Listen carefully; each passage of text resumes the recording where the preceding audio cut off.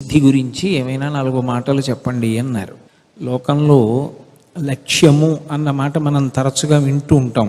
ప్రతివారి జీవితంలోనూ కూడా ఒక లక్ష్యం అనేది ఉండాలి. లక్ష్యము ఏర్పడడానికి నేపథ్యము అసలు మనస్సుకు కావలసినటువంటి సంస్కార బలము పరిపుష్టం కావడం. సంస్కార బలము పరిపుష్టమైనటువంటి మనస్సు నుండి తప్ప సరి అయినటువంటి సంకల్పములు ఉత్పన్నములు కావు. పరమేశ్వరుడు అందరికీ ఇంద్రియాలు ఇస్తాడు, అందరికీ మనస్సు ఇస్తాడు, అందరికీ బుద్ధి ఇస్తాడు మనుష్య ప్రాణికి సంబంధించినంత వరకు. కానీ ఒక సత్సంకల్పం కలగాలి అంటే దానికి సంస్కార బలము ఉండాలి. అందుకే ఒక్కొక్క మహాత్ముడి నుండి వచ్చినటువంటి ఒక్కొక్క సత్సంకల్పము ఆయనని కొన్ని శతాబ్దముల పాటు, కొన్ని వేల సంవత్సరముల పాటు కీర్తి శరీరుణ్ణి చేస్తుంది. శంకర భగవత్పాదాచార్య స్వామివారు కొన్ని వేల సంవత్సరముల క్రితం చెప్పినటువంటి విషయాలైనా కొన్ని వేల సంవత్సరముల తర్వాత కూడా అవి ఉపయుక్తములే అవుతాయి. ఎందుచేత అంటే వారి నుండి వచ్చినటువంటి సంకల్పములు శివ సంకల్పమస్తు, అవి లోకోద్ధరణ కొరకు ఉపయోగపడేటటువంటి ఆలోచన చేశారు. మంచి సంస్కారము కలగాలి అంటే కేవలము నోటితో అన్నంత మాత్రం చేత మనసుకి సంస్కారం కలగదు. సంస్కారమును పొందడానికి ఇంద్రియముల గుండా లోపలికి వెళ్ళవలసినటువంటి వస్తువుల విషయంలో పరాకుగా ఉండాలి. మనసు దేని చేత ప్రభావితమవుతుంది అంటే ఇంద్రియముల చేత ప్రభావితమవుతుంది. కంటితో ఏది చూస్తున్నానో దాన్ని బట్టి నా మనసు ఉద్రేకపడుతుంది. నేను అలా వెళ్ళిపోతుండగా నేను వెళ్ళిపోతున్నటువంటి వాహనం కింద ఒక కుక్క పిల్ల పడి అది గిలగిలా తన్నుకుని తర్వాత పరిగెత్తుకుంటూ వెళ్ళిపోయినా కూడా ఒక 10 నిమిషాలు నా మనసు ఉద్విగ్నతని పొందుతుంది. దానికి ఏం అవ్వలేదు కదా, అది పక్కకెళ్ళి పడిపోలేదు కదా, దానికి ఏం రక్తం పడలేదు కదా, అయ్యయ్యో ఏమిటి ఇవాళ ఇలా జరిగింది, నా వాహనం కింద పడిపోయిందే అని నా మనసు ప్రభావితమవుతుంది. కంటితో చూసిన దాని చేత, చెవితో విన్నదాని చేత, నాలుక చేత తిన్నదాని చేత, చర్మము చేత స్పృశించిన దాని చేత, ముక్కు చేత వాసన చూసిన దాని చేత మనసు నిరంతరము ప్రభావితమవుతూ ఉంటుంది. అందరూ సంస్కారయుతంగా ఉండండి అని చెప్పినంత మాత్రం చేత మనసు సంస్కారమును పొందదు. మనసు సంస్కారమును పొందడానికి ఏ వస్తువుల్ని నువ్వు మనసు అందుకోవడానికి సిద్ధంగా ఉంచావు అన్న దాన్ని బట్టి అది సంస్కారాన్ని గ్రహిస్తుంది. నేను ఎప్పుడూ శంకర భగవత్పాదుల యొక్క వాంగ్మయాన్ని, కామకోటి పీఠాధిపత్యం వహించిన మహాపురుషులు చంద్రశేఖరేంద్ర సరస్వతీ స్వామి వారి వాంగ్మయాన్ని, లేకపోతే ఏదో రామాయణ భారత భాగవతాల్ని చదువుతుంటాను అనుకోండి, నా మనస్సు శాంతిని పొంది ఉంటుంది, నా మనస్సు ఉద్విగ్నతని పొందదు. కష్టసుఖాలు ఏర్పడినప్పుడు నాకన్నా కష్టపడిన వాళ్ళు లోకంలో ఎందరో ఉన్నారు, నేనే కాదు కష్టపడిన వాణ్ణి. రామాయణంలో వాల్మీకి మహర్షి అంటారు, క్షితిక్షమా పుష్కర సన్నిభాక్షి యారక్షిత రాఘవలక్ష్మణాభ్యాం సారాక్షసీభి వికృతీక్షణాభి సంరక్షిత సాంప్రతి వృక్షమూలే అంటారు. మహాతల్లి అయోనిజ రామచంద్ర ప్రభువు యొక్క ధర్మపత్ని, లక్ష్మణస్వామి వారికి వదినగారు, సాక్షాత్ మహాజ్ఞాని అయిన జనకునికి కుమార్తె, దశరథ మహారాజు గారి పెద్ద కోడలు, ఎండకన్నెరుగని ఇల్లాలు, 10 నెలల నుంచి కట్టుకున్న పుట్టాన్ని మార్చకుండా అదే వస్త్రఖండంతో, పోని పూర్తి చీర కూడా కాదు, దాని పవిట కొంగు చింపి నగలు మూట కట్టి కింద విడిచింది.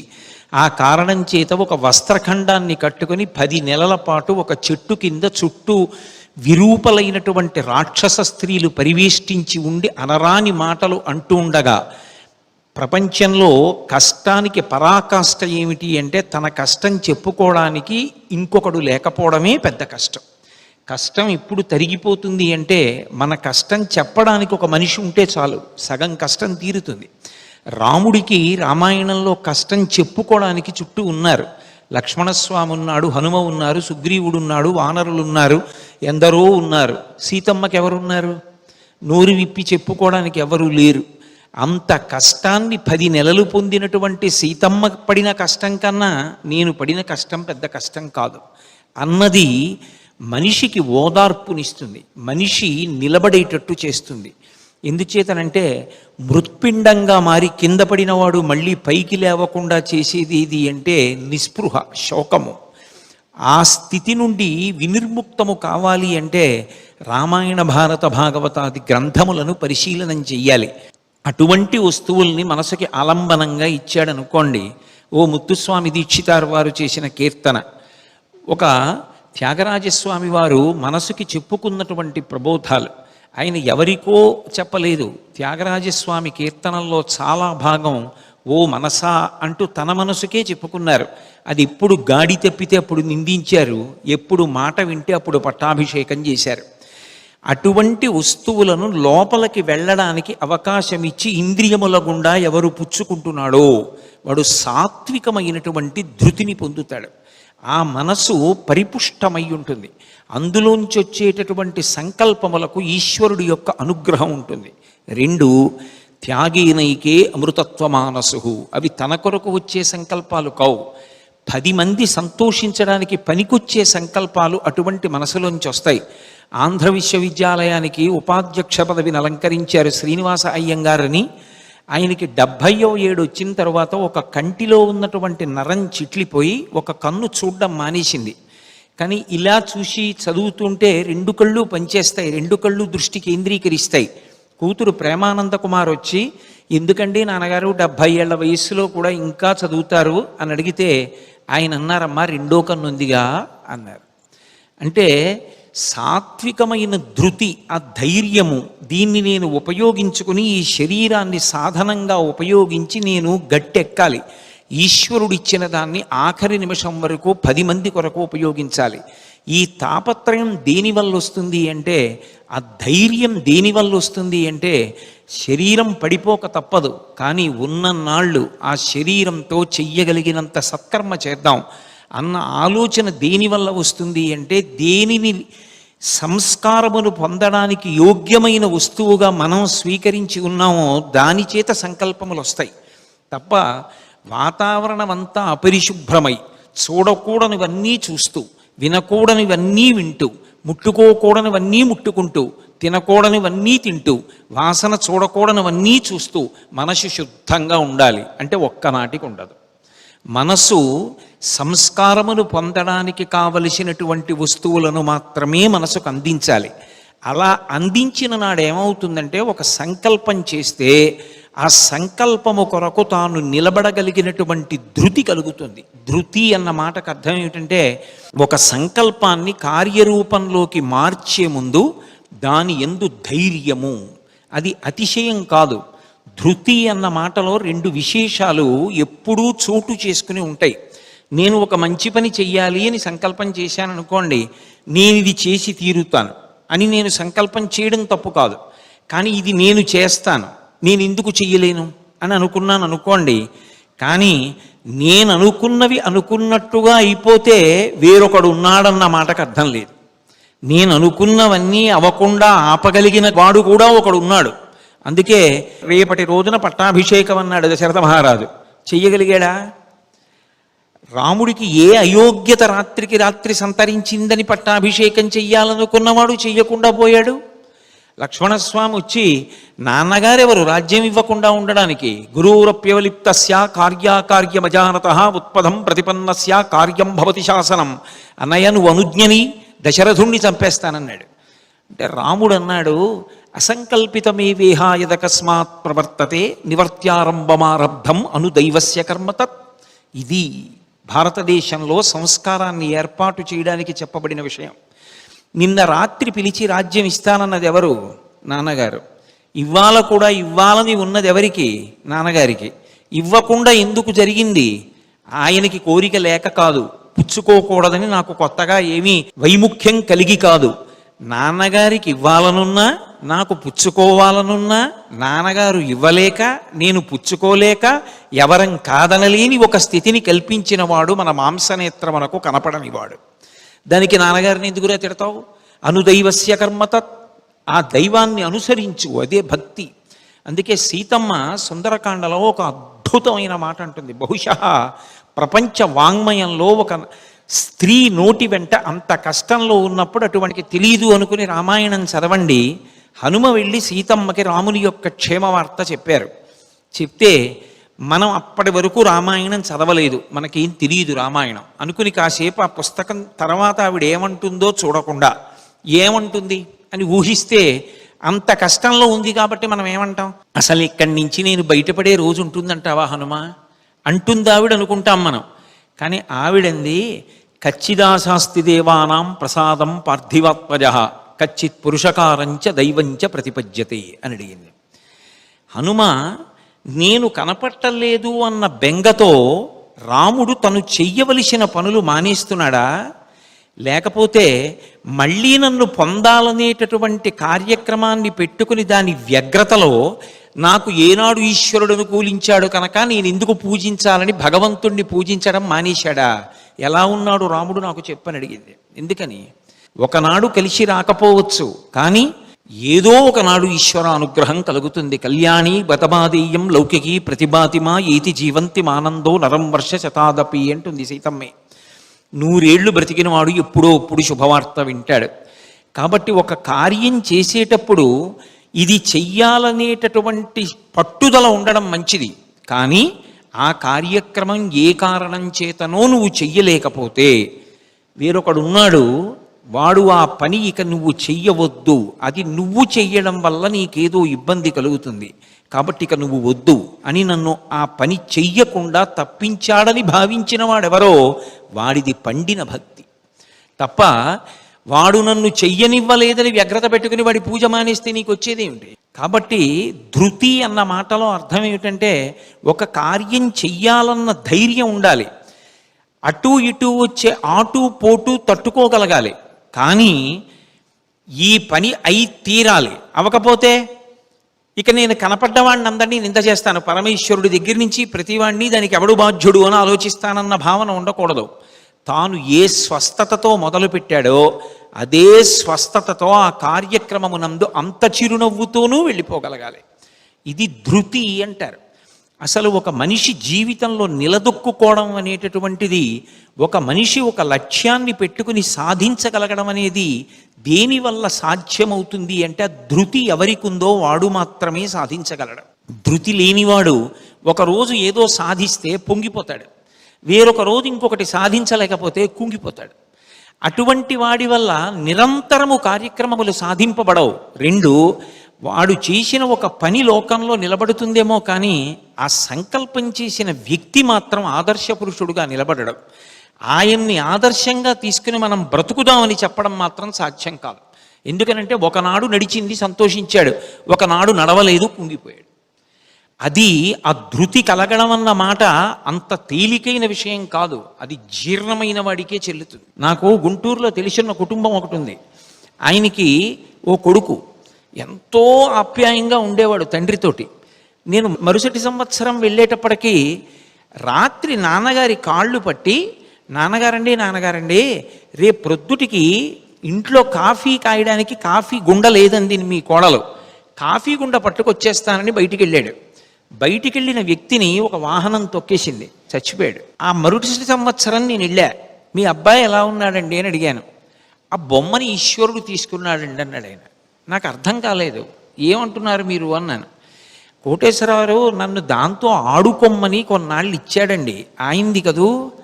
ఆయన అన్నాడు నాకు కావాలా వస్తువు అని ఆయన పట్టుకెళ్ళిపోయాడండి, ఆయనదే కదూ. ఎప్పుడు ఆయన నాకు ఇచ్చినందుకు కృతజ్ఞతలు, అంత మధుర స్మృతులు నాకు మిగల్చినందుకు కృతజ్ఞతలు, అంత స్వతంత్రంగా మళ్ళీ ఆయన దగ్గర నుంచి తన వస్తువుని తాను తీసుకున్నందుకు, నా మీద ఆ స్వాతంత్రం ఉంచినందుకు ఆయనకి కృతజ్ఞతలు అన్నాడు.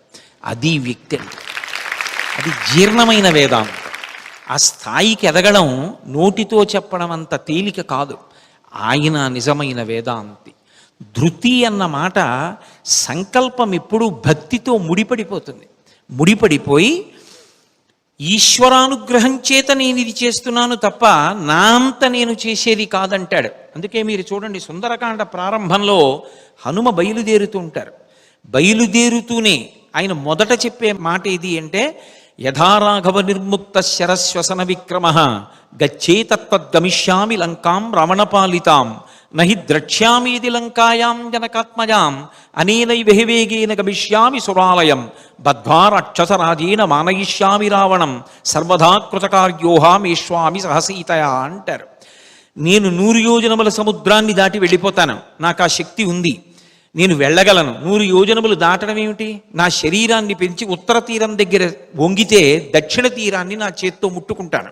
నాకంత బలం ఉంది. కానీ నేను వెళ్ళేటప్పుడు ఎలా వెడతానంటే, బంగారు కోదండాన్ని తన ఎడమ చేత్తో పట్టుకున్నటువంటి రామచంద్రమూర్తి భుజం వెనకాల కట్టుకున్న అక్షయ బాణ తూణీరంలోంచి బాణాన్ని తీసి కుడి చేత్తో పట్టుకుని ఆ వింటినారికి సంధించి ఆకర్ణాంతములాగి విడిచిపెట్టినప్పుడు ఆ బాణము ఎలా విడుతుందో అలా రాముని చేత విడవబడినటువంటి బాణం వెళ్ళినట్టు పెడతాను. నా శక్తి కాదు. బాణం విడిచిపెడితే రాముడి శక్తి బాణంలోకి వెళ్ళి బాణం వెడుతుంది. నేను ఎలా వెడతానంటే రాముడి చేత విడవబడిన బాణంలా వెడతాను. ఇది నా శక్తి అంటారు ఆయన. ఇది రాముడి శక్తి అంటారు.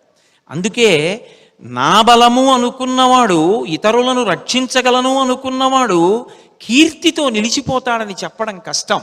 కర్ణుడంత బలవంతుడు. నా బలంతో దుర్యోధనుణ్ణి గట్టెక్కిస్తానన్నాడు. ఏమైపోయింది? దేన్ని ఆశ్రయించావన్నది కూడా బుద్ధి మీద ప్రభావం చూపిస్తుంది. హనుమ రామచంద్రమూర్తిని ఆశ్రయించారు. చిరస్థాయి అయినటువంటి కీర్తిని పొందారు. భవిష్యత్ బ్రహ్మ అవుతారు. అందుకే ధృతియందు సంకల్పము, ఒక లక్ష్యము ఏర్పడే ముందు అన్నిటికన్నా ముఖ్యమైనది ఏది అంటే, కేవలముగా ఒక లక్ష్యం పెట్టుకున్నాను అదొక్కటే కాదు, నేను పెట్టుకున్నటువంటి లక్ష్యమునందు చెదిరిపోకుండా నిలబడగలిగినటువంటి శక్తిని ఒకటి ఇవ్వాలి. వాడు ఉన్నాడన్న నమ్మకమే భక్తి. వాడు నాకు ఆ సంకల్ప బలాన్ని ఇవ్వాలి. దాని యందు నిలబడగలిగినటువంటి శక్తిని కూడా నాకు ఇవ్వాలి. ఎందుకని? మీరు ఏ పని మీద బయలుదేరండి, ఏ లక్ష్యం మనసులో పెట్టుకోండి, పాడు చేసేవి 2 ఉంటాయి. ఒకటి హితశత్రువు, రెండవది అహితశత్రువు అని పిలుస్తుంది శాస్త్రం. హితశత్రువు అంటే చాలా బాగున్నట్టుగా ఉంటుంది, కానీ అది శత్రువు, పాడు చేసేస్తుంది. అహితశత్రువు అది కూడా శత్రువే, అది కూడా పాడు చేసేస్తుంది. పాడు చేసే ముందు దీన్ని పట్టుకుంటే నేను పాడైపోతానని తెలిసిపోతుంది. ఒకటి తెలియకుండా పాడు చేసేస్తుంది, ఒకటి తెలిసి పాడు చేసేస్తుంది. ఒక బ్యాట్స్మెన్ చాలా గొప్పవాడు అవ్వాలి అంటే కేవలంగా చాలా బాగా ఆడగలడు కాబట్టి బ్యాట్స్మెన్ కాడు. అతన్ని అందరికీ మార్గదర్శకుడిగా ఎప్పుడు చెప్తారంటే, ఏ బాలు కొట్టాలో దాన్ని కొట్టాలి, ఏ బాలు ముట్టుకోకూడదో దాన్ని వదిలిపెట్టేయాలి. అలా ఆడినప్పుడు కదా గొప్పవాడు అవుతాడు. సునీల్ గవాస్కర్ నిజానికి పొట్టివాడైనా క్రీజులో నించున్నప్పుడు ఇమ్రాన్ ఖాన్ వేసినటువంటి బౌన్సర్ని కూడా వంగి వదిలేస్తాడు తప్ప సరదాగా ముట్టుకుందామని బ్యాట్ ఎత్తి ముట్టుకోడు. ఏది వదిలిపెట్టాలో తెలియాలి, ఏది ముట్టుకోవాలో తెలియాలి. ఏది ముట్టుకోవాలో తెలిసినప్పుడు ఆ బాల్ని కొట్టకుండా వదలకూడదు. ఏ బాలు కొడితే ప్రమాదమో దాన్ని వదిలిపెట్టడంలో ఉత్సాహం ప్రదర్శించకూడదు. హితశత్రు ఎటువంటిది అంటే మనిషిని తత్కాలమునందు ఆకర్షిస్తుంది. ఇవాళ సమాజంలో చాలామంది విద్యార్థులు కానీ, చాలామంది లక్ష్యసిద్ధిలో కానీ దేనివల్ల పాడవుతారు అంటే హితశత్రువు చేత పాడైపోతారు. ఇవాళ రాత్రి నేను చదువుకుంటాను అంటాడు, క్రికెట్ మొదలవుతుంది, 1 ఓవర్ చూస్తానంటాడు, 50 ఓవర్లు చూస్తాడు, అయిపోయింది. హితశత్రువు. అప్పటికి బాగున్నట్టుంటుంది, కానీ అప్పటికి ఆ సమయంలో వాడికి అది అనవసరం. అది ముట్టుకున్నాడు, పోయిందంతే పరీక్ష. అప్పటికి దాని జోలికి వెళ్ళకూడదు. ఏదో వినడం మొదలు పెడతాడు, ఆ వినడం దగ్గర ఆగిపోతాడు. ఆ వినడం దగ్గర ఆగిపోయాడు కాబట్టి ఇక అడుగు ముందుకు వెయ్యడు. ఎందుకు ఆ మాట అంటున్నానంటే, నాకు బాగా తెలిసినటువంటి విద్యార్థి ఒకడు ఓసారి నా దగ్గరికి ఏడుస్తూ వచ్చాడు. ఏమయ్యా అన్నాను. అంటే, సార్ నేను ఎంసెట్ రాసేటప్పుడు దూరంగా పాత పాటలు వేశారండి, అవి నా మనసులోకి వెళ్ళి చాలా ఇష్టమైన పాటలేమో, నేను ఇంటి దగ్గర ఎంత సాధన చేశానో అంత వేగంగా పేపర్ రాయలేదు. రాయకపోవడం వల్ల చాలా బిట్లు మిగిలిపోయాయి. 10 బిట్లు మిగిలిపోతే చాలదండి, రావలసిన యూనివర్సిటీ సీట్ పోయింది, ఒక జీవితం పోయిందంతే. దూరం నుంచి గాలి అలల మీద వస్తున్న ఒక పాట ఒక విద్యార్థి జీవితాన్ని బలి తీసేసుకుంది. వాడు 1 గంట సేపు వినకూడనిది విన్నాడు, అంతే పోయింది. గంట సేపు కూడా కాదు, మధ్యలో విన్నాడు, పోయింది. హితశత్రువు అప్పటికి చాలా బాగున్నట్టుంటుంది, కానీ పాడు చేసేస్తుంది. మధుమేహం ఉన్నవాడు మామిడి పండు తిన్నట్టు. అప్పటికి బాగుంటుంది మామిడి పండు, కానీ ఆ తర్వాత లేనిపోని ప్రమాదం. ఎవడు తినమన్నాడు, ఎవడి 10 రౌండ్లు పరిగెత్తమన్నాడు, అక్కడి నుంచి బెంగ పెట్టుకుని ఎవడు ఏడవమన్నాడు. అప్పటికి మామిడి పండు బాగున్న ఆరోగ్యాన్ని పాడు చేసినట్టు మధుమేహ వ్యాధికి ఎక్కడైనా సరే ఆకర్షణీయమైనవి ఏవి ఉంటాయో అవి మనిషిని ప్రలోభానికి లాగేస్తాయి. ఇది మనసు మీద తీవ్రమైనటువంటి ప్రభావం చూపిస్తుంది. దాన్ని ఎంత నిగ్రహించగలిగితే అప్పుడే విజయం సాధించగలడు. ఇవాళ మనకున్నటువంటి చాలా భయంకరమైన వాతావరణం అంతా ఎక్కడుంది అంటే, అందరం వేదాంతం దగ్గర నుంచి సమాజం వరకు ఒక మాటే చెప్తాం. వేదాంతం ఉపన్యాసం చెప్పండి అన్నారనుకోండి, పరోపదేశ వేళాయాం సర్వే వ్యాసపరాశరాహ, కామక్రోధాదులను విడిచిపెట్టండి అంటాడు. కామక్రోధాదుల్ని విడిచిపెట్టడానికి నేను పట్టుకుంటే కదా, అవి నన్ను పట్టుకున్నాయి, అవి వదిలిపెట్టవలసింది. నేను వదిలిపెట్టడానికి నేను పట్టుకోలేదు వాటిని. కామక్రోధాదులు విడిచిపెట్టండి అంటాడు. పిల్లలు బాగా చదువుకోవాలి, మంచి శీలంతో ఉండాలి, ప్రతివాడు దేశానికి గర్వకారణమైనటువంటి గొప్ప విద్వాంసుడు కావాలి. అలా అవడానికి కావలసినటువంటి వాతావరణం మనం ఇస్తున్నామా? వాడు కన్ను విప్పితే ఏది చూడకూడదో అని చూడకుండా ఏమైనా నిగ్రహిస్తామా? వాడి చెవితో ఏది వినకూడదో అని వినకుండా ఎక్కడైనా నియమాలు ఉన్నాయా? ఆపడానికి ఏమైనా అధికారాలు ఉన్నాయా? ఎక్కడైనా దానికి సంబంధించినటువంటి ప్రత్యేకమైన మార్గదర్శకాలు ఉన్నాయా? ఎవరు ఏదైనా చూడొచ్చు, ఎవరు ఏదైనా వినొచ్చు, ఎవరు ఏదైనా తినచ్చు, ఎవరు ఏదైనా ముట్టుకోవచ్చు. అందరూ ఎందుకు బాగుపడతారు? ఎక్కడో ఎవరో ఒక్కడికుంటుంది ఆ నిగ్రహశక్తి. ఇవాల్టి రోజున అన్నిటికన్నా సమాజంలో పెద్ద పరీక్ష ఏది అంటే, అసలు ఆ విచక్షణ జ్ఞానం అనేటటువంటిది అత్యంత అవసరమైపోయింది. చదువు కాదు, చదువు కన్నా ముఖ్యం ఏదైపోయింది అంటే, అసలు దేన్ని ముట్టుకోవాలి, దేన్ని ముట్టుకోకూడదు ఇది తెలియనటువంటి స్థితిలో అమాయకత్వంతో చాలామంది పాడైపోతున్నారు. ఉద్యోగం కానివ్వండి, పెద్దవాళ్ళు కానివ్వండి, పిల్లలు కానివ్వండి, చదువుకుంటున్న వాళ్ళు కానివ్వండి, ఎక్కడికి వెళ్ళండి అసలు వాళ్ళకి లక్ష్యశుద్ధికి సంబంధించి వివేకాన్ని నేర్పగలిగినటువంటి విషయాలు లేవు. ఏవి నేర్పగలిగినటువంటి సమర్థత కలిగి ఉన్నాయో అవి పాఠ్యాంశాలలో పొందుపరచకూడదు. ఎలా అందుతుంది? ఆ విచక్షణ అందనప్పుడు వాడు ఎలా దేశానికి పనికొచ్చేవాడు అవుతాడు? సంకల్పం ఒకటి ఏర్పడితే సంకల్పాన్ని నిలబెట్టుకుని సాధించగలిగినటువంటి శక్తి దేనివల్ల పొందుతాడు? ప్రలోభకారకమైనటువంటివి సమాజంలో ప్రతి క్షణం కనపడతాయి. పూర్వం పంట పండాలి అంటే తెల్లవారుజామున లేచి పొలానికి వెళ్ళి దున్ని కలుపు మొక్కలు తీసి వర్షం పడినప్పుడు దాని మీద ఆధారపడి విత్తనాలు వేసి ఆరుగాలం శ్రమించి పంట ఇంటికి తీసుకొచ్చి వ్యవసాయదారుడు ఇప్పుడు సుఖపడేవాడు. ఇవాళ అంతసేపు వ్యవసాయం చేయడం కాదు, ఇవాళ ప్రొద్దున్న మొదలు పెడితే సాయంకాలానికి డబ్బులు కనపడాలి. ఎలా సంపాదించావు అన్నదానికన్నా ఎంత సంపాదించావు ఇది ప్రధానమైపోయిన నాడు విచక్షణ ఎక్కడ నిలబడుతుంది? శాస్త్రం అంటుంది దాని చేత నీకు తృప్తి కాదు, నీకు సంతోషం కానీ తృప్తి కానీ జీవితంలో దేనివల్ల ఉండాలి అంటే, అసలు అన్నిటికన్నా ముందు సాధన ఎందు కానీ, ఉద్యోగంలో కానీ, విద్యలో కానీ, దేనిలోనైనా తేలికగా పాడు చేసేది ఏది అంటే అడ్డదారి అని ఒకటి ఉంటుంది. ఎప్పుడైనా సరే విహితంగా చెయ్యవలసిన దానికన్నా భిన్నంగా ఉన్నది ఏదైనా కూడా ఆదరణీయము కాదు. రహదారిలో వెళ్ళు, అడ్డదారిలో వద్దు. రాజద్వారంలోంచి వెళ్ళు, పృష్ఠద్వారంలోంచి వద్దు.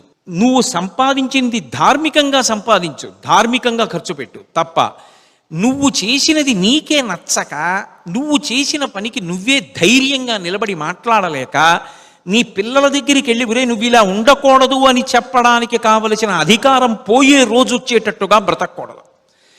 ఆకర్షణని అధిగమించగలిగినటువంటి స్థైర్యము మనిషి యందు పెంపొందాలి. ఆ ఆకర్షణకి వశమైపోవడం అన్నది ఒకటి వచ్చిందనుకోండి, అది ఏర్పడిపోయిన నాడు ఎవడూ కూడా జీవితంలో చిట్ట చివరి దశలో, అబ్దుల్ కలాం గారు వింగ్స్ ఆఫ్ ఫైర్ రాసుకుంటూ అందులో ఒక అద్భుతమైన మాట వాడతారు, the day of the final judgement అని రాసుకున్నాడు. ఆఖరి రోజున పరమేశ్వరుడు తీర్పిచ్చే రోజున పరమధైర్యంతో గుండెల మీద చెయ్యేసుకుని వెళ్ళిపోవాలి. నువ్వు ఈ శరీరం ఇచ్చావు, శాస్త్రాన్ని పట్టుకుని చెయ్యగలిగిన మంచి పనులు చేశాను, ఎన్నడూ నేను చెడు చేయలేదు. నీ కొడుక్కి చెప్పడానికి, నీ అల్లుడికి చెప్పడానికి, నీ మనవలకి చెప్పడానికి నీ అధికారం ఇప్పుడు నిలబడాలి తప్ప మీరెవరండి చెప్పడానికి అని అనిపించుకునే రోజు రాకుండా ఉండాలి అంటే, సంకల్పాలు నిలబడాలి అంటే, లక్ష్యసిద్ధి కలగాలి అంటే, లోభకారకమైన విషయాల పట్ల, కేవలము ఆకర్షించే విషయాల పట్ల తాను ఉన్ముఖం కాకూడదు. నేను మీతో ఉత్తినే రాలేదు, పారాయణ చెయ్యండి పారాయణ చెయ్యండి పారాయణ చెయ్యండి అని సుందరకాండనన్ని మాటలు ఎందుకు చెప్తారో తెలుసా? ఒక్కటే కారణం. మీరు చూడండి, శ్రీరామాయణంలో ఆయన వెళ్ళిపోతున్నారు. రామార్థం వానరార్థంచ చికీర్షం కర్మదుష్కరం సముద్రస్య పరంపారం దుష్ప్రాపం ప్రాప్తుమిచ్చతి అంటారు మహర్షి. నిరాధారమైన ఆకాశంలో వెళ్ళిపోతున్నారు. పైకి లేచినదేం సామాన్యమైంది లేవలేదు సముద్రంలోంచి. దర్శయామాస శృంగాని సాగరేణ నియోజిత శాతకుంభమయై శృంగై సకిన్నర మహోరగై అని బంగారు పర్వత శిఖరాలు పైకి లేచాయి. అదేం ఓ కాసు బంగారం కాదు, ఓ తులం బంగారం కాదు, బంగారు పర్వతం పైకి లేచింది. లేచి నిపత్యమమ శృంగేషు విశ్రమస్వ యథాసుఖం అంది. నా పర్వత శిఖరం మీద కూర్చో, కాస్త తేనె తాగు, 2 పళ్ళు తిను, తర్వాత వెళ్ళు అంది. హనుమన్నారు, మధ్యే లవణతో యస్య విఘ్నోయమితి నిశ్చిత. సముద్రం మధ్యలోంచి బంగారు పర్వతం వచ్చింది అంటే ఇది నాకు విఘ్నం, కాబట్టి నాకు అక్కర్లేదు. కాబట్టి వరసాపాతయామాస జీమూతమివమారుత, వక్షస్థలంతో కొట్టి పర్వత శిఖరాల్ని చూర్ణం చేశారు. లక్ష్యం చెప్పడం తేలిక కాదు, లక్ష్యానికి నిలబడడం అంత కష్టం. మాకు తూర్పుగోదావరి జిల్లా వస్తే మీరు ధవళేశ్వరం వెళ్ళండి, అమలాపురం వెళ్ళండి, రావులపాలెం జంక్షన్కి వెళ్ళండి. నదీ తీరాలలో మహర్షుల యొక్క శిలామూర్తులు ఎలా కనపడతాయో అలా సర్ ఆర్థర్ కాటన్ విగ్రహం కనపడుతుంది గుర్రం మీద కూర్చుని. సాధారణంగా రాజులు కనపడతారు గుర్రాల మీద. మాకు తూర్పుగోదావరి జిల్లాలో ఎక్కడికి వెళ్ళండి గుర్రం మీద కూర్చుని కాటన్ కనపడతాడు. ఎందుకని అంటే ఆయన బ్రిటిష్ గవర్నమెంట్కి ఎప్పుడో ఒక ఉత్తరం రాశాడు. ఏమని అంటే, when abundant water is flowing under the feet of the countrymen, there is no reason in allowing them to starve and die అని. అవతల వైపు నుంచి జవాబు రాశారు, అయితే నువ్వు ఆనకట్ట కట్టి నీటిని నిలువ చేసి కొన్ని వేల ఎకరములు సాగు కావడానికి కారణము కాగలవా? గుర్రం వేసుకుని అరణ్యాల వెంట బయలుదేరి ఆయన్ని దోమలు కుడితే 1 సంవత్సరం పాటు అస్వస్థతకి లోనైపోయి తిరిగి ప్రాజెక్ట్ ఎక్కడ కడితే బాగుంటుందన్నది ఆలోచించి ధవళేశ్వరం దగ్గర అయితే కొండ ఉంటుందని ఆయనకి రాజమండ్రిలో కట్టాలని కోరిక. తనకి కోరిక ఉన్నా అక్కడ కొండ ఉందని, అక్కడ కట్టిన ఆనకట్ట 10 కాలాలు నిలబడుతుందని, ఆ ఆనకట్ట వల్ల కొన్ని వేల ఎకరాలు సస్యశ్యామలమవుతాయని, దానివల్ల ప్రజలు బ్రతుకుతారని ఆయన దేశంలో ఉన్నన్నాళ్ళు కూడా కష్టపడి అంత గొప్ప బ్యారేజ్ కట్టి ఆఖరికి ఒక స్థితిలో ఆయన శరీరం పడిపోతుందనుకున్నారు. ఏడాది పాటు అస్వస్థతకి లోనైపోయి ప్రాజెక్ట్ వదిలిపెట్టి దూరంగా వెళ్ళిపోయి విశ్రాంతి తీసుకోవాల్సి వచ్చింది. మళ్ళీ వచ్చి ప్రాజెక్టు పూర్తి చేసి అందులోంచి గోదావరి జలాలు వెళ్ళి రైతులందరూ సాగు చేసుకుని అన్నం తింటే పొంగిపోయాడు. ఎక్కడివాడు? ఈ దేశం వాడా? తూర్పుగోదావరి జిల్లా వాడా? ఈ ధర్మం వాడా? ఆయనే రాసుకున్నాడు, a true Christian has to rise up to the occasion and meet the needs of the countrymen అని. మహానుభావుడు అంత గొప్పగా తాను ఒక్క వాక్యం రాసినందుకు బ్రిటిష్ గవర్నమెంట్కి ఆ ఒక వాక్యానికి తగినట్టు నువ్వు చెయ్యగలవా? నేను చెయ్యగలను అని నిలబడ్డాడు. ఆ రోజుల్లో శాంక్షన్ చేసింది 4 లక్షల రూపాయలు. 4 లక్షల రూపాయల ధనంతో పూర్తవడానికి ఎక్కడెక్కడ పేదవాళ్ళు ఉన్నారో, వాళ్ళు ఎంత తక్కువ ద్రవ్యానికైనా పనిచేసి ఆనకట్ట కోసం చేస్తారో వాళ్ళని సమీకరించి అంత గొప్ప ఆనకట్ట కట్టాడు. నిజంగా నువ్వు ఒక సంకల్పానికి నిలబడాలి అంటే కాలవగట్టున ప్రతి చోట కనపడుతున్న హనుమ చాలు. తూర్పుగోదావరి జిల్లాలో గుర్రం మీద కూర్చుని కనపడే సర్ ఆర్థర్ కాటన్ చాలు. జీవితంలో ఆశీసిద్ధి కొరకు మనం వీళ్ళని తీసుకోవాలనుకోవాలే తప్ప ఆ లక్ష్య సాధన గురించి ధృతి ఉన్ననాడు ఈశ్వరుడు అనుకూలించి తీరుతాడు. భగవంతుడన్నవాడు ఒకడు ఉన్నాడు, కాపాడతాడు. మా తూర్పుగోదావరి జిల్లాలోనే ఆవిడ పేరు మీద యాక్విడెక్ట్ కట్టారు, డొక్కా సీతమ్మ గారని. మహాతల్లి వచ్చిన వాళ్ళందరికీ ఆవిడే వండి అన్నం పెట్టేది. అటువంటి తల్లి తన జీవితం మొత్తం మీద ఒక్కసారి అంతర్వేది లక్ష్మీనరసింహస్వామి దేవాలయంలో దర్శనం చేసుకోవడానికని బయలుదేరి గోదావరి వంతెన మీదకి వచ్చి పల్లకీ దింపారు.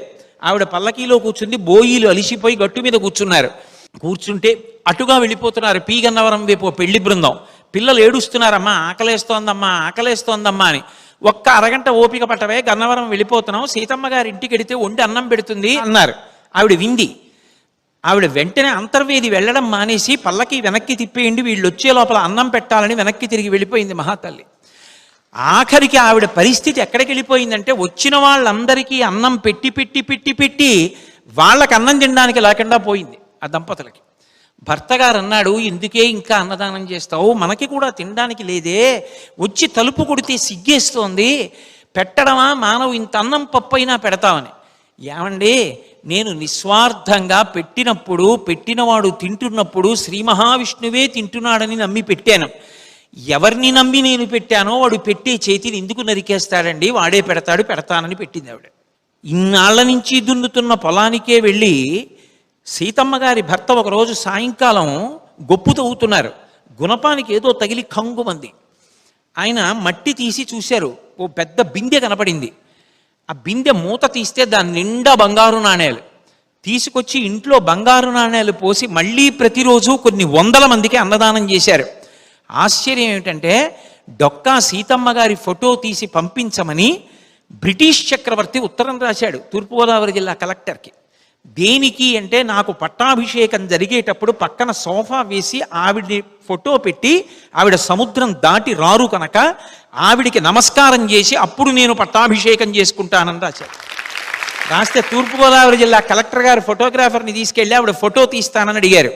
నేను ఫోటోల కోసం, కీర్తి కోసం అన్నదానం చేయలేదురా నాయన, విష్ణుమూర్తికి అన్నం పెట్టాను, దీనికి ఫోటో ఎందుకు, పట్టాభిషేకాలు ఎందుకు, నాకు వద్దంది ఆవిడ. అమ్మ, మీరు తీయించుకోకపోతే నా ఉద్యోగం తీసేస్తారమ్మా, ఇది బ్రిటిష్ ప్రభువుల ఉత్తరం, తీయించుకోండి అంటే, నీ ఉద్యోగం పోతే తీయించుకుంటాను నాన్న, నువ్వు అన్నం తినాలని ఆవిడ ఫోటో తీయించుకున్నారు. బ్రిటిష్ ప్రభుత్వంలో బ్రిటిష్ చక్రవర్తి పట్టాభిషేకానికి పక్కన సోఫా వేసి ఆవిడ ఫోటో పెట్టి ముందు దంపతులు ఆవిడికి నమస్కారం చేసి పట్టాభిషేకం చేసుకున్నాడు. ఆవిడికి పంపించినటువంటి పత్రం కూడా ఇప్పటికీ ఉంది. నాకు జీవితంలో కోరికోసారి డొక్కా సీతమ్మ గారి సత్రంకి వెళ్ళి అన్నం తిని రావాలని. ఇప్పటికీ వెళ్ళలేకపోయాను. నేను వెళ్ళాలి, ఇటు నుంచి వెళ్ళాక ఎప్పుడో ఓ రోజు చూసుకుని వెళ్ళాలి. లక్ష్యశుద్ధి ఈశ్వరుడు ఆదుకోవాలా ఆవిడ్ని? అసలు లక్ష్యమునందు నిలబడడానికి కావలసినటువంటి సంస్కార బలం ఒకటి ఏర్పడితే, హితశత్రువుని దాటగలిగితే, అనవసరపు ఆకర్షణలకి ప్రలోభాలకి నువ్వు వశం కాకుండా నిలబడగలిగిన వాడవైతే, అసలు అటువంటి వాడు ఎవరో, వాడు ఏదో ఒక కార్యం చేయడం కాదు, కార్యం ఎలా చెయ్యాలన్న దానికి వాడు ఆదర్శమూర్తి అవుతాడు. అటువంటి ఆదర్శమూర్తిని ఉదాహరణగా తీసుకుని కొన్ని కోట్ల మంది ఆ మార్గంలో నడిచి తరిస్తారు. అలాంటి వాడు తయారు కావాలి అంటే, ఆ విచక్షణ జ్ఞానానికి అవసరమైనది ఏది అంటే, హితశత్రువునకు వశము కాకుండా ఉండగలగాలి. రెండవది అహితశత్రువు. అహితశత్రువు అంటే అది తెలిసిపోతూ ఉంటుంది, ఇది శత్రువురా, దీని జోలికి మనం వెళ్ళకూడదని తెలుసు, కానీ దాని జోలికి వెళ్లకుండా ఉండలేడు. అన్నిటికన్నా పెద్ద అహిత శత్రువు ఏది లోకంలో అంటే, కాలము యొక్క విలువ తెలుసుకోని వాడెవరో వాడే కాలము చేత గ్రసింపబడతాడు. వాడు కాలాతీతుడు కాలేడు, కాలమునందు కీర్తి. ఇప్పుడు కాదు, ఓ 20 సంవత్సరాల క్రితం తిరుమల వెళ్ళినప్పుడు నా భార్యతో అస్తమానం తిరుమల వెళ్ళడం అదే పని మాకు. ఓ 2 నెలలు జీతంలో డబ్బులు కూడబెట్టుకోవడం, తిరుమల ఎక్స్ప్రెస్కి రిజర్వేషన్ చేసుకోవడం, తిరుపతి వెళ్ళిపోవడం, ఆనందమైన, పండగైన, పబ్బమైన అన్నీ ఆయన కొండ మీదే మాకు అక్కడ చేసుకోవడం, మళ్ళీ ఇంటికి వచ్చేస్తూ ఉండడం, అది ఏమిటో అదో సంతోషం. అలా గడుపుతూ ఉండేవాళ్ళం. అలా గడుపుతున్న రోజుల్లో ఘంటసాల గారి భగవద్గీత వినపడుతుండేది. వినపడుతుంటే నేను ఎన్ని పర్యాయాలు ఆ మాట అన్నానో నాకు తెలియదు. ఈశ్వరీ, మహానుభావుడు, ఆయన ఎంత అదృష్టవంతుడు, ఆయన ఎక్కడ కూర్చుంటే స్వామి దగ్గర ఈ పవిత్రమైన 7 కొండల మీద ఆయన కంఠం వినపడుతూ ఉంటుంది.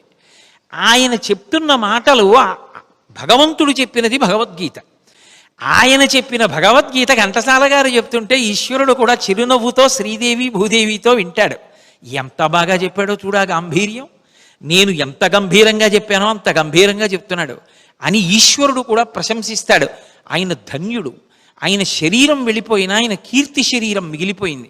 ఒక మనిషి బ్రతుకంటే అలా ఉండాలి. నేను అందుకే అసలు ఈయన ఇలా ఎలా కాగలిగారు అన్న విషయం తెలుసుకోవాలి అని తాపత్రయపడేవాడిని.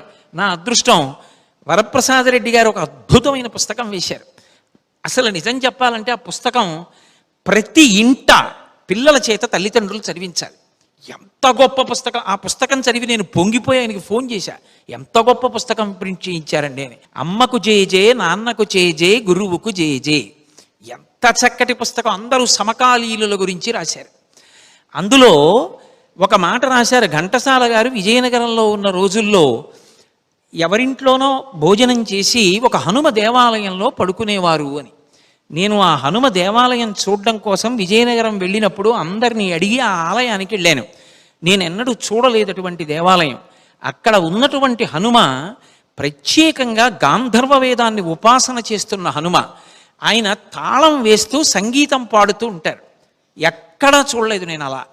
అది కూడా ముఖం ఇలా పక్కకి పెట్టి ఆ పాట పాడుతూ ఉండడంలో తన్మయం అయిపోతూ, ఇందాక షణ్ముఖప్రియ శ్రీహరిప్రియ సోదరీమణులు ఇక్కడ పాడుతున్నప్పుడు ఇటువైపుకు కూర్చున్న తల్లి, ఆవిడ పేరేమో నాకు తెలియదు, ఇటుపక్క కూర్చున్న తల్లి 2 వేళ్ళు ఇలా పెట్టి ఆ పాడేటప్పుడు, ఆ రాగాలు వేసేటప్పుడు, ఆ స్వరాలు వేసేటప్పుడు ఏంటి నీ పాదములని కొలిచెదా కల్పవల్లి అంటూ పరవశించిపోయినట్టు ఘంటసాల గారు పడుకున్న దేవాలయంలో హనుమ ఇలా కంఠం పక్కకి పెట్టి ఇలా తాళం వేస్తూ సంగీతంలో పరవశించిపోతుంటారు. చిన్న గుడి, అక్కడ పడుకునేవారట ఆయన రాత్రిళ్ళు, ఇల్లు లేక. నాకు అప్పుడు అనిపించింది, ఈయన రాత్రి ఏ రాత్రి నిద్రపోతూ ఉండగా వచ్చి బీజాక్షరాలు రాసేశాడో, ఏ తల మీద చెయ్యి పెట్టి వెళ్ళిపోయాడో మహానుభావుడు. అందుకే అంతటి అమృత ఝరి ఆ కంఠంలోంచటువంటి సంగీతం వచ్చిందని. కాబట్టి అహిత శత్రువు అన్న మాటకు అర్థం ఏమిటి అంటే, కళ్ళ ముందు ఇది శత్రువు అని తెలిసి కూడా, దీనితో కలిసి ఉంటే నేను పాడైపోతాను అని తెలిసి కూడా అప్పటికప్పటికి అది బాగుంటుంది, అప్పటికప్పటికి అది సంతోషాన్ని కల్పిస్తుంది అనేటటువంటి ఉద్వేగంతో దాన్ని విడిచిపెట్టలేక, దాన్ని వదిలేయలేక దానితో కూడి పాడైపోవడం. అందుకే సంగము చాలా ప్రధానమైనది. ఎంత గొప్ప ఇనప ముక్క కానివ్వండి, నీటితో చేరితే తుప్పట్టి వంగిపోతుంది. అదే ఇనప ముక్క అగ్నిహోత్రంతో కూడిందనుకోండి, ఎలా కావాలో అలా వంగి ఇంట్లోకి దొంగలు రాకుండా కిటికీ ఊచవుతుంది. ఎవరితో కూడావు అన్నది జీవితంలో అత్యంత ప్రధానమైనటువంటి విషయం. ఎందుచేత నేను ఈ మాట అంటున్నాను అంటే, నా మాట కించిత్ కఠినంగా ఉందని మరోలా అనుకోకండి. ఇంట్లో ఉన్న బూర్ల మూకుడికి ఉన్నంత ఆయుర్దాయం ఇంట్లో ఉన్నవాడికి ఉండదు. మా తాతగారి శరీరం పడిపోయినప్పుడు బూర్లున్న మూకుడు మా ఇంట్లో ఉండేది, మా నాన్నగారు పోయినప్పుడు అందులో ఉండారు. కాబట్టి ఆ బూర్లు మూకుడుకున్నంత వయస్సు మా ఇంట్లో ఎవరికీ లేదు. కానీ బూర్లు మూకుడు గొప్పది కాదు. బూర్లు మూకుడిలో ఎవరికి తద్దినం పెట్టడానికి వంట చేశామో ఆ మా నాన్నగారి పేరు చెప్తే ఇప్పటికీ 2 చేతులెత్తి నమస్కారం చేసేటటువంటి కొన్ని 100 మందిని సంపాదించుకున్నారే, ఆయన జీవితం గొప్పది. ఇప్పటికీ ఆయన ఫోటో ఇంట్లో పెట్టుకుని నిద్ర లేవగానే వచ్చి ఆయనకి ఫోటోకి నమస్కారం చేసి, ఈయన వల్ల ఇవాళ ఇలా ఉన్నాం అనుకునేటట్టుగా బ్రతికిన మా నాన్నగారి జీవితం గొప్పది. దేనితో కూడావు అనేటటువంటిది అత్యంత అవసరమైన విషయం. దాన్ని గెలవడం అంత తేలిక కాదు. విజయవాడలో బ్యాడ్మింటన్ ఆడుతున్నాడు.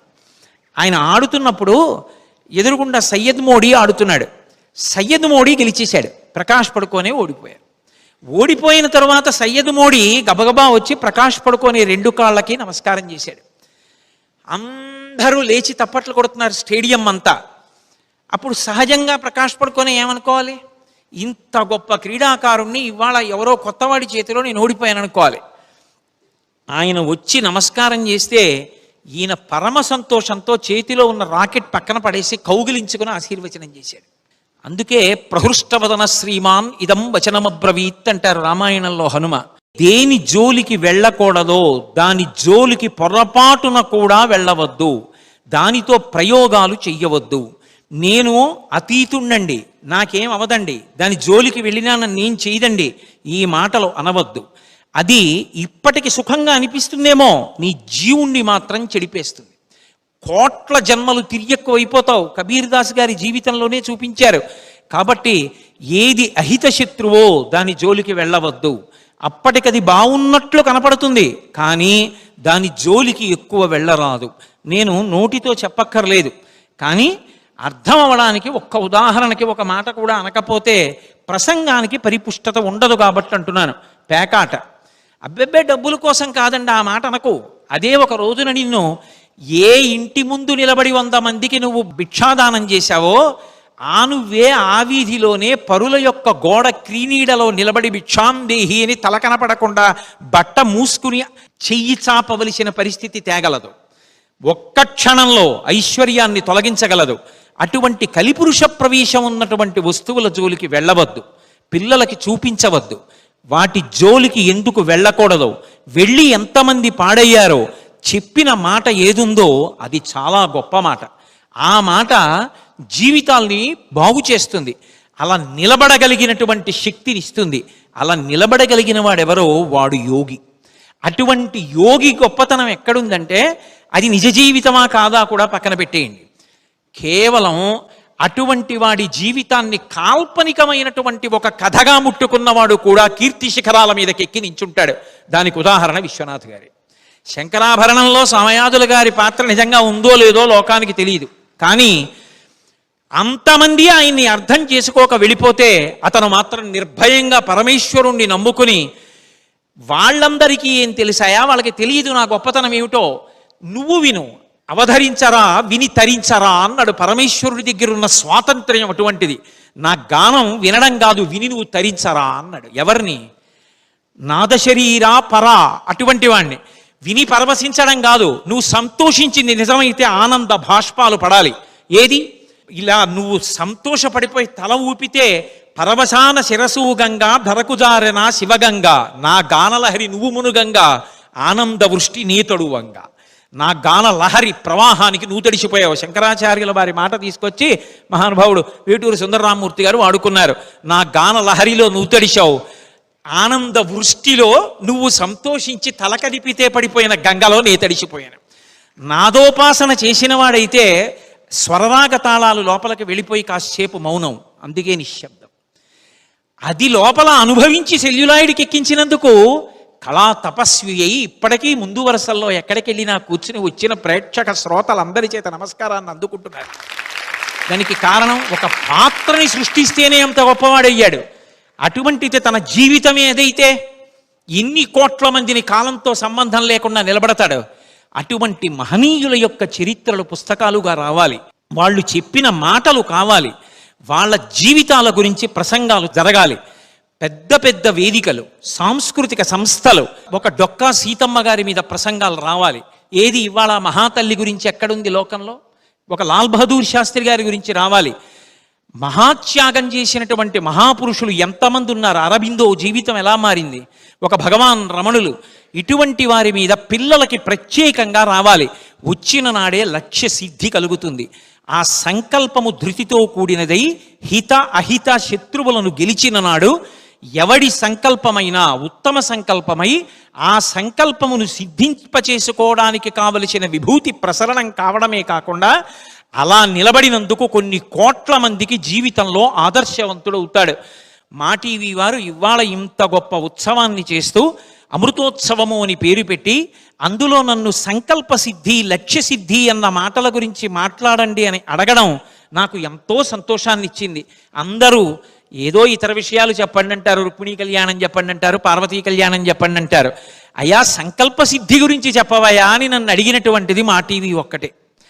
అటువంటి మంచి మాట నన్ను అడిగినందుకు, దాని గురించి 4 మంచి మాటలు చెప్పుకునే అవకాశం నాకు ఇచ్చినందుకు, ఏకశబ్ద సమ్యజ్ఞాత సృష్ట ప్రయుక్త స్వర్గే లోకే కామదుగ్భవతి.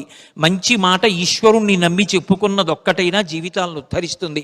ఇంత మంచి విషయం మీద మాట్లాడడానికి నాకు అవకాశం ఇచ్చి, ఇంత గౌరవించి పెద్దరికం ఇచ్చి తీసుకొచ్చి కూర్చోపెట్టి నా పట్ల ఇంత మర్యాద ప్రేమ చూపించినటువంటి మా టీవీ పాలక మండలి వారందరికీ కూడా నా హృదయపూర్వకమైనటువంటి కృతజ్ఞతాభివందనములను ఆవిష్కరిస్తూ స్వస్తి.